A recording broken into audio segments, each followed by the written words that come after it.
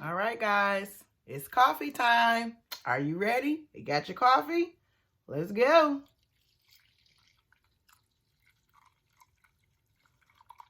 This cup is so big.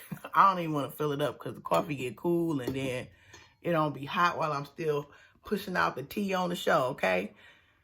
So anyway, all right, guys. So today we're going to start off with Andrea and Lamar. I just really need to pay attention to how she say her name or how he say her name because I apparently I worked with an Andrea.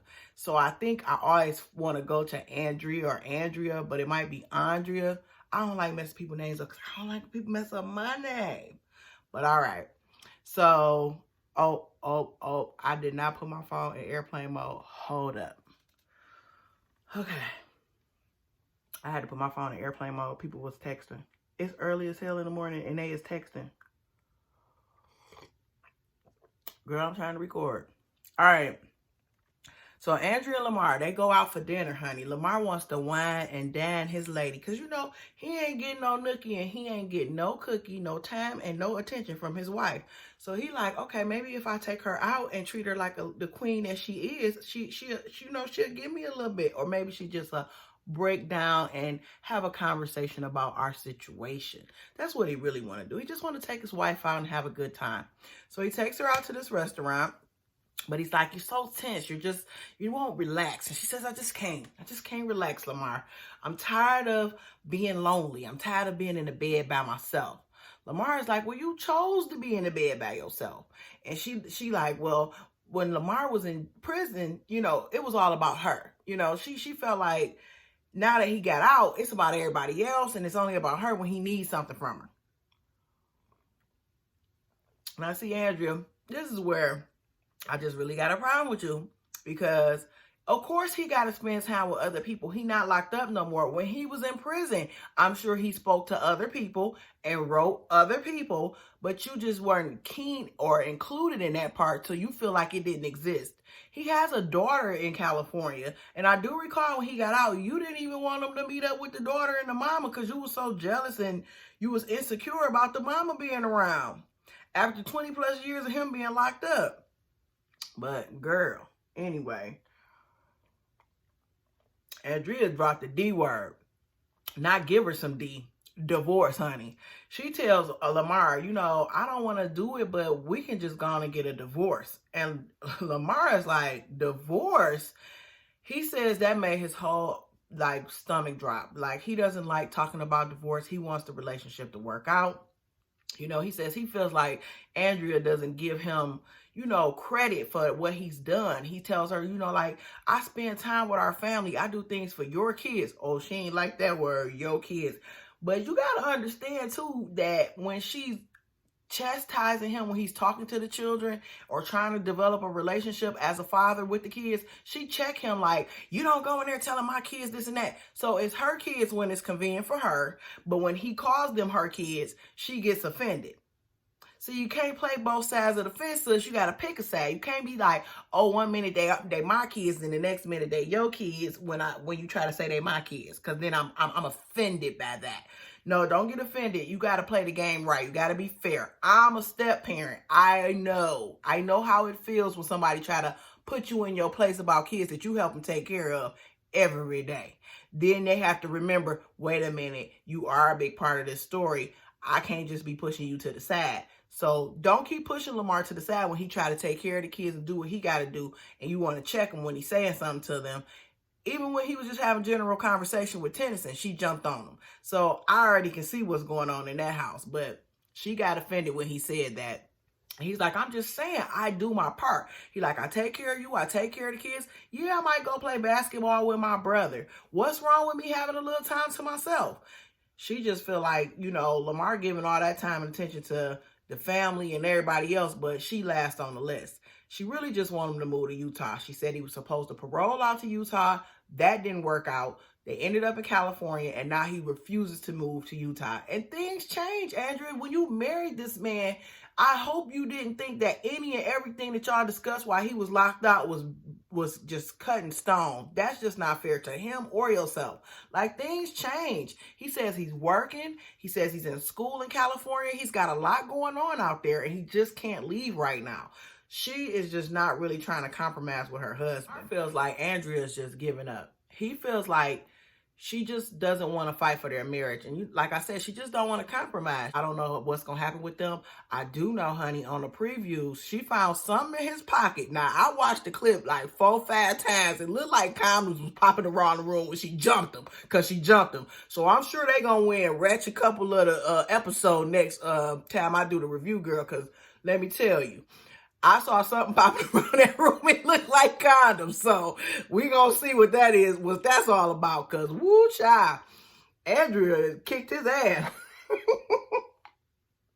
But we'll see about that next week. I hope. You know how they do with the previews. They show you something, then when you watch the show, that ain't really what they show. So we'll see if they show whatever she found in his pocket. Hope it's something worth jumping on your man for, because she is on him in that episode. They about to buck it down, okay? But we'll find out about that. Next up, we have Tony and Angela. You know, Angela was doing a stakeout in front of Tony's house. She going in the house now. Her and Tony's house. She going in the house. Tony just laying in the bed pretending he was asleep. Tony knew you was out there, Angela. I don't care what nobody say. She tells him, yeah, he said, I thought you was staying at your sister. I came home because I didn't know if you was going to do something stupid and get yourself locked back up. Her communication. Woo! She be dogging Tony. It's so funny how he like, you so disrespectful. I didn't think he was do something stupid.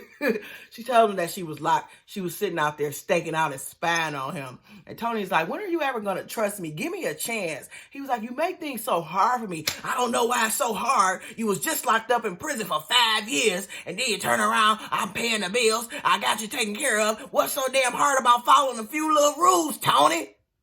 Tony like, oh my God, it's just too much. Angela said she don't give a damn what he talking about. She leave to go to work. They so dysfunctional. After she dog him out, tell him she can't understand why he can't follow her rules of no prostitution, no drugs. They say, I love you. I love you. Okay, bye. I love you. See you later. You can't make this stuff up. Girl, I'm here for the mess. I just gotta stop just saying girl and guys. Cause you know I got some fellas out there watching me too. I see the fellas logging in, checking in with a sis.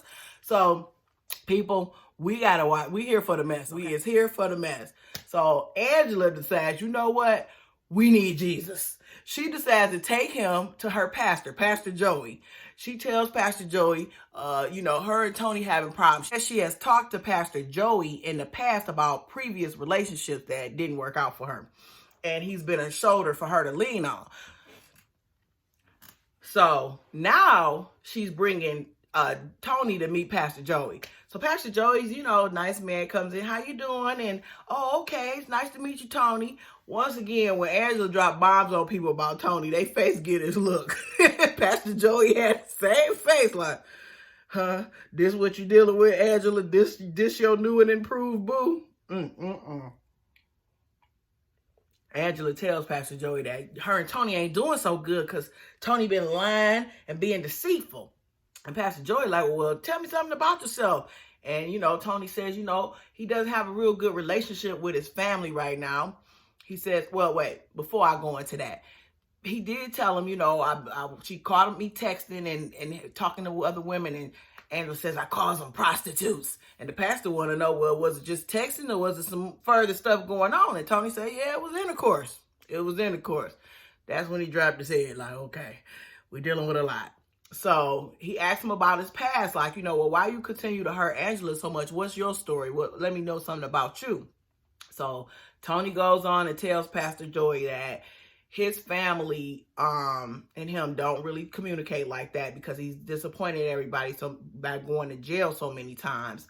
He goes into how when he was a kid, his family, his mom and dad had separated, and when he would go stay with his father, that the father was very abusive to him, and they would come back with bruises and scars and everything, to the point that the mother finally got CPS to get the kids out the situation and allow her to have full custody of the children. He said his father hurt his mother a lot and used to cheat on her and was abusive to her as well. And the pastor correlates the relationship between his father and his mom to how he's treating Angela. He says, yeah, you're not beating her every day, but you're also you are hurting her. Like, so you still abusing her in a sense of pain. Like, you're hurting her by cheating on her, not being honest. And Pastor Joey just going to tell Tony, this don't last forever, boo. All this good youth you got going on, he like, this don't last forever. You have to start focusing on the long term. And he tells him, like, you know, you might not have somebody to be there for you like Angela. She loves you. She waited for you while you was in prison for 5 years. Like, hello, you need to hold on, sis, because she really do love you. So Tony, like, you know, it really hit a nerve with Tony when he talked to the pastor. And that's what he need is counseling. Like I keep saying, all these people need counseling. But he said he not going to hurt Angela no more. He starts to cry and say he don't want to be nothing like his father. But see, you can't just do it for Angela. You got to do it for you, Tony. You have to do it for you. You can't do it for other people. Do it for you. And if Angela is the woman you end up with, so be it. But it might not be that that's the lady for you. You just being with her because you depended on her. And that's a problem too. But that was pretty much it for Angela and Tony. They just met up with the pastor, try to get some clarity. Let's see if Jesus helped this couple and can intervene and intertwine on their situation. Now, per the previews, we see Angela going off. Not the previews for next episode, but they did like a season preview. And woo, she is pissed at some point at Tony. But we gonna find out what happened and when it happened. Movie right along. Guys, look who's free and clear. Well, he ain't clear. It's John, Shane, and Lacey time. Now, John is still living in the rehab center, and his sister comes to visit. His sister's name is Jennifer. Now, Jennifer is a nice-looking young lady, and she comes in to talk to her brother. She asks him, what's going on? How's everything going? John tells her he's working. You know, he's doing good in the program, and he mentions how he misses Lacey, and he can't wait to find her so they can get back together. The sister is not here for Miss Lacey, okay? She asked John, like, you know, why are you still trying to be with Lacey? You know, like, what is the problem? And he like, you know, I just love her. I just want to be with her. She had mentioned that, did the probation people know everything that was going on with how he got caught? And he said, well, my mom told some things, like, I got caught, you know, I was drinking. She said, well, what happened? He said, I was getting drunk and drinking and driving. I was so messed up about Lacey getting married to Shane, and I had drugs on me. He was like, so I got caught. He was like, but it's kind of good though, because I still get to be up here. And he like, hopefully I get to hook up with Lacey and, you know, we can reconnect. I mean, John he got his eyes with the emoji hearts, honey. He in love, honey. He said he ain't going nowhere. He want Lacey. He want her. And he said he gonna get her back from Shane. He said that marriage is a fluke and they gonna get married. The sister says, you are risking your family for this woman, because I had a feeling that when mommy and dad find out, they gonna be upset. And he like, they just gonna have to deal with it. It is what it is. You can't help who you fall in love with. My sister says she ain't like Lacey 15 years ago, and she still don't like her today. She tells John how she's manipulative. She says, look at your life. You've been to jail for her multiple times. She mentions that, you know, the baby she claimed was yours, wasn't yours. She just does things to manipulate you. Now, we all see this, because I said this several episodes ago, how manipulative she is and how she does these things just to hurt John. That's why she was so upset that he got locked back up, because that wasn't part of her plan. That wasn't part of her game. She wants to make sure that he stays in her loop. Because you got to remember, Lacey got divorced from some guy that didn't have nothing to do with John. So that's why the sister, like 15 years ago, I still don't like her from 15 years ago, because this girl is in and out. But John is constantly in the loop of her life, so she can cause problems with whoever she with. So the sister says she's not about that life. She don't like Lacey, but John said he don't give a damn. He's still going after his gold star. He wants his gold star, porn star, Lacey. He gonna marry her. Lacey got all the guys want to marry her, huh? Meanwhile, later they show, hold on, let me re-up. Later, they show Shane and Lacey out on a date. Now, they go skating. It's a cute little date. You know, they skating. Shane busting his ass all over the rolling rink. I know how that feels. I can't skate no more. When I was skinny and young, I was out there skating with the best of them. Not no more, honey. I'm struggling, scared, don't want to break no bones. Post Shane was flopping and bopping all over that floor. So they was having a good time. It was a nice date. 22-year-old Shane picked the worst time in the worst location to tell his wife he cheated on her. So they wrapping it up, you know, sitting there about to take their skates off. She already got hers off. And he say, I need to tell you something. And she looking like, what you got to tell me? He like, well, you know, I need to let you know I got really drunk one night and Slade was coming on to me, and Lacey already getting ready for the bush. She already know. She like, okay, and what happened? Lacey had the side eye going on. I'm like, so what happened? So he finally break on down and say, I made a mistake. There go that word again, Shane. You made a mistake. No, you made a bad decision. You cheated on your girl. And she said, oh, you cheated. So she's like, well, why you let me marry you? Why did you marry me? And he's like, because I love you and I didn't want to hurt you. I didn't know how to tell you. I just wanted to, you know, make sure that he still wanted to get married. And she was like, but you didn't give me a choice. You chose to just leave me in the dark and marry you thinking that everything was good and you had cheated on me. So Lacey, you know, on camera says it's probably payback for her and John, but she don't give a damn. She left his ass at the skate rink. That girl got up and was like, I'm out of here and don't follow me. He got his skates on, so he vulnerable. He's still trying to hurry up and get his skates off and put his boots on and run to the door. By that time, Lacey is at the end of the drive of the parking lot and she about to leave.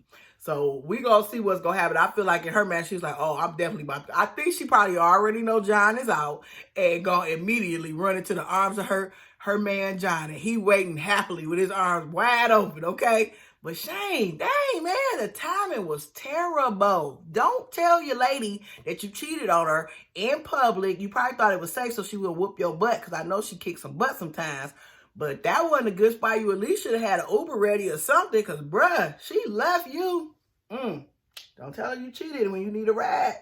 Now we have Brittany and Marcelino. Now, Brittany is still wanting to find her children. She feels like, you know, she has to reconnect with her kids. So she's been looking into some information. She shares it with Marcelino. She tells him, you know, I'm still digging, and it's so hard because by me being a minor, it's even more work to do to find out information about my case because they seal it with the children being minors. But because I was a minor with the children, they sealed it even more. So it's even harder for me to find out the information I need to find out about my children.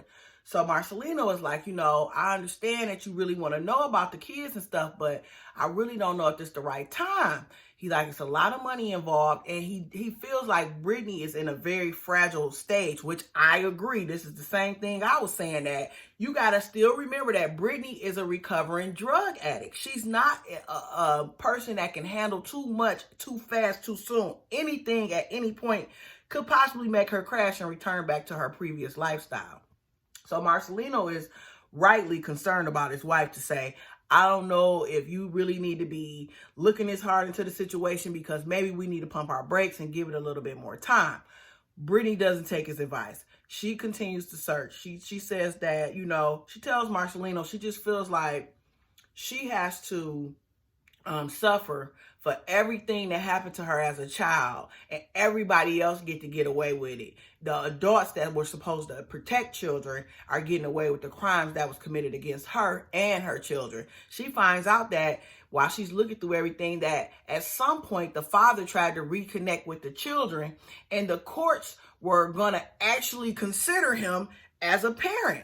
Now, Marcelino was thinking like, well, he tried to do the right thing, right? Like he was trying to get the kids. And she's like, Marcelino, he is trash, okay? I don't know the word she used. If she said he's a pimp or he's a pedophile, I don't know what word she used. They bleeped it out. But whatever she used was describing trash, okay? She like, why would they give my children to him? They knew I was 15 and 16 when I had my babies. She like, why? But what I wonder is, did they know that you was 12? When he got you? Like, I mean, because people start, they blur the lines with 15 and 16-year-olds. It's unfortunate because it's disgusting on so many levels, as being that this man was 30 years old and she was 12 years old when they met. She was 12. She's a baby.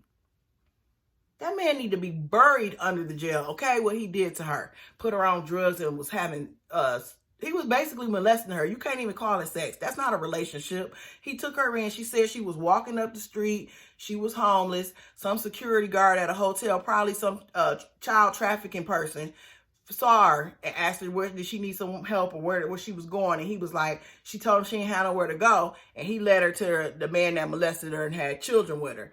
And it's like, it's sad, okay? And Brittany, poor Brittany, she was just crying her eyes out. She was so disappointed and hurt about the way the system works. And I totally agree with her. She's like, they didn't even protect my kids. They were going to give them back to my abuser and let them be with an abusive man that had children with a minor, and he was a grown man. That was disgusting. So her and Marcelino talking, she said, when does it ever get fair for me? And he said, it's better for you now. Like, I'm not pushing a pipe in your face. I'm not trying to abuse you. You free now. So Marcelino trying to bring her back, like, baby, you made it through all that, and now you on the right path, and our life is in a better position. He just wants her to slow down and give herself a moment of pause to catch up with everything, to get herself strong again. But Brittany is this person. Her personality, I can tell, is when she got her mindset, she's going for it. She felt like that with her mom. When she wanted to confront her mom, she was confronting her. She is ready to find her kids. She want to see what's going to happen. She don't care whether they get to talk to her now or whatever, but she want to get to the bottom of everything. She wants to clear up a lot of things that she's been holding on to all while she's been in prison.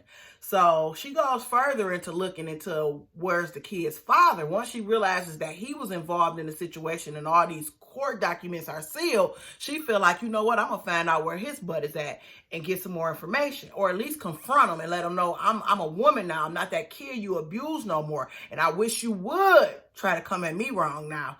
Brittany want revenge, honey. She want revenge with that man, and I don't blame her. But you better be careful, Brittany. Don't get yourself put back in jail over that scumbag. Don't you do it, honey. Is it a statute of limitations on him molesting you? Try to see if you can file charges against him in court. Shoot, I wouldn't let it lie either.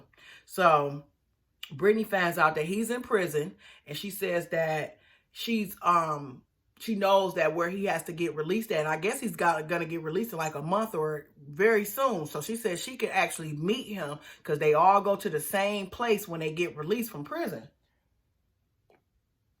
So she says she's ready to meet up with him and find out what's going on. So Brittany is going to go and confront him. She's thinking about confronting him as soon as he set himself up out that prison. She said she don't think Marcelino going to be too happy about it, but she going to do it anyway. So we going to see. I hope Brittany be safe with whatever she do and have her husband. But see, her husband is a hothead, so you got to be careful with that. So we'll see what happens. The previews show Marcelino meeting up with some lady, and Brittany and him is arguing about it. I don't think Marcelino is cheating. The show is trying to make it look like he cheating, but I think he probably just meeting up with maybe a poker trainer for all we know. I don't think there's no cheating going on. They just trying to spice up their storyline. So, moving right along. The most ratchet couple award goes to the standing champions, well, I can't even put Meg's name in this because she was not in this episode. Michael, Sarah, and Maria, okay? We kick it off with Michael and Sarah still arguing. Sarah is pissed that he got a lady up here. She tells him, like, you got a bitch up here? I don't even want to say the B word. You got to be up here? And Michael like, I ain't here to talk about that. I want to talk about these kids. Out of nowhere and out of the sky, Sarah accuses him of drinking. She's like, what's that I smell on your breath? And he like, what? She's like, alcohol. And he like, how, bitch? I've been here all I'm sorry. I don't condone men calling women out their name. That's why I was not here for Snoop cussing Gail out, calling her out her name. However, he just couldn't believe she said he smelled like he had alcohol on his breath. Now, mind you, the kids are gone. He's trying to talk about future visitation. He came over there in an Uber or a cab, and she just randomly brings up he got alcohol on it. This Sarah, if y'all don't nobody's peeping her game. Some people are, but when I read the blogs and the Reddit and the comments and stuff, everybody is team Sarah and poor Sarah. And poor, and Michael's a monster, but I totally get where Michael be coming from on some of these episodes, because Miss Sarah is, that girl is good. She tried to get that on camera. Your breath smells like it has alcohol on it. What is that? What? He was so confused, like, what? So he did call her name, and Sarah rightfully told him, be up out my house. Be gone. You ain't about to be calling me out my name up in my house, and I'm right there with her. You don't call her out her name in her house. She the mother of your children. She got no B. So their argument intensifies. You know, Michael goes out. At one point, she's like, you ain't seen the kids in 5 months. And he like, he was trying to respond to that, and she pushing him out the door, and she slammed the door on him. He tried to get back in the house, but she just pushed him out. She slammed the door. So Michael outside, he like, you know what? I just want to talk about my kids. I don't want to talk about relationships and other women, what they got to do with anything. He like, that's the problem. She's so busy wanting me, you know, she won't let me talk about the kids. She want to focus on the women. So Sarah, she comes back out. She's like, no, you are not here for your children. You are. She confronts him on, you know, when the last time you came to see him? Like, I wanted you to come see him for Father's Day. I was going to pay for it, everything. He was like, I don't want to talk about all that. I just want to see my kids. I just want to set up something. He was like, you know you still mom. She's like, I do not want you. I do not want you. She don't understand that we all can see that she do want him, because you don't get that mad and that angry at somebody you don't want no more. I've been there, done that, seen that too many times with too many of my friends and other folk that was still in love with their kid's father. They was trying to make it about everything else but the anger, and then they would go back and forth with them off and on, you know. So that's another thing, you know. She's saying she don't want them, but her actions say different, okay? That's all I'm saying. Now, I will say, you know, while they was arguing and stuff about the kids, Sarah just broke down crying super hard. And my heart did go out to her, because I realized she's a 25-year-old, 20-something-year-old woman, young woman with 2 children by a man. And she had that fairy tale put in her mind that we're going to make it and it's going to be us raising our kids together. Nobody really plans to have to share parenting, and your child have to be exposed to another woman, a stepmom, and all that. So I get her frustration and confusion, because she's like, I didn't plan for this. She tells him at some point, you know what? Just go on, leave us, and start a whole new family. And Michael like, I know that's what you want. You say that because you want me to just disappear and have my kids and take my kids away. But Michael said he not buying that. He said his family, you know, had that same problem. You know, his father was in a different situation, but he don't want to leave his kids. And everybody, I get it. Michael can do a lot better as a father, but he does still want to be in those baby girls' lives. I don't think that this man just hate his kids, or he just playing or using his kids. I think he really do want to be a dad. He don't know how to be a dad, but he want to be a dad. So, you know, him and Sarah, they screaming and yelling at each other. Post Sarah just break down crying so hard. She said she don't know what to do. I don't know how to do this. She said, I don't know how to keep my kids safe. But the problem is, Sarah, he's their father. He's their father. You chose this man as the father of your children, and fathers have rights. When I read these comments, oh my God, you people really believe that women are the only people that have rights to the children that were made by 2 people. And y'all argument is, well, she the one raising them. She doing everything. She married him. So they got marriage rights and parental rights over those kids. Now, she can go to court and change that stuff, and she should, you know, if she don't feel like they're going to be safe. But I don't see where he's making them unsafe. She just wants to control the whole story. That eventually, other women are going to be around her children. That's just how it's going to work. You cannot make this stipulation that I ain't never going to have my kid. Girl, bye. Girl, bye. I'm telling you, girl, bye. And all these people with these fairy tales that Michael ain't gonna have no rights because he went to jail and he did. Please, I've seen worse. Get their kids, okay? I've seen worse. So please miss me with the bull. Miss me with all these. Oh my God, I can't believe how naive. Everybody working off emotion. See, I'm looking at it from a legal standpoint of I've seen where men have left their kids and did wrong to their families and still get access to them. Okay, so don't just think that just because we are watching this show and seeing how emotional everybody is, that he doesn't have any rights to his children. He does, and he can still have other women around his kids. Unfortunately, I get you might not like that, but what about when Sarah brings other men around the kids? How y'all know that ain't going down? We saw her tongue down a total stranger, that was what she said he was, in front of her little bar. So you don't know what behavior she might have behind the scenes, okay? So let's not be so quick to just jump all over Team Sarah and say that Michael should never be able to see his kids again. Aviana and Rain deserve to know their dad if he's trying to be in their life. Now, his consequences of his behavior, he gonna have to deal with that. You know what I'm saying? But anyway, I just had to rant. Sorry, I digress. Because that just irritates. I see so many comments. So my opinion is a very unpopular opinion about this situation. I do feel for her. I do, because she a young lady, and I get what that pain, that crying. She don't know what to do because she tried to force a situation. I've been watching the blogs. I've been watching the Instagram lives on a few of them. And, you know, Megan even say how people tell her that, you know, Sarah and Michael always had a bold relationship. Like, this ain't nothing new. So her calling Megan a home wrecker, that wasn't true. She's like, he been doing this. So this wasn't surprising to Sarah when and before she married him. She knew what he was. She knew what he was. And that's what Michael's saying. Why you worried about it? She like, you didn't close this door before you opened 5, 6 other doors. And I agree. He didn't close the door to his marriage. And I get why you upset. And he knows better. He's just doing what he want to do because he said he finally free. But you ain't officially free. But Sarah she's still being controlled by her emotion and her pain of the relationship. And she needs to calm down and do it in a legal matter and get everything done legally so they can stop with all this fighting and screaming and she raising her blood pressure up. Now, let me tell y'all, I checked out a couple of things. If Sarah is working her little butt off, she losing her weight, Megan losing her weight, these girls is getting it together, okay? So if Michael ain't good for nothing, he good for a good workout plan. He done pissed them off to healthiness. These girls gonna be some beautiful queens, okay? Megan and Sarah gonna be out in these streets looking for them a new boo. Okay, so Michael, if you ain't good for nothing, you good for a good weight loss plan, okay? Now, Michael goes back to Maria. He tells her what Sarah did and all the clowning she did. And Maria say, you know what? You need to find a way to get visitation with these kids by yourself.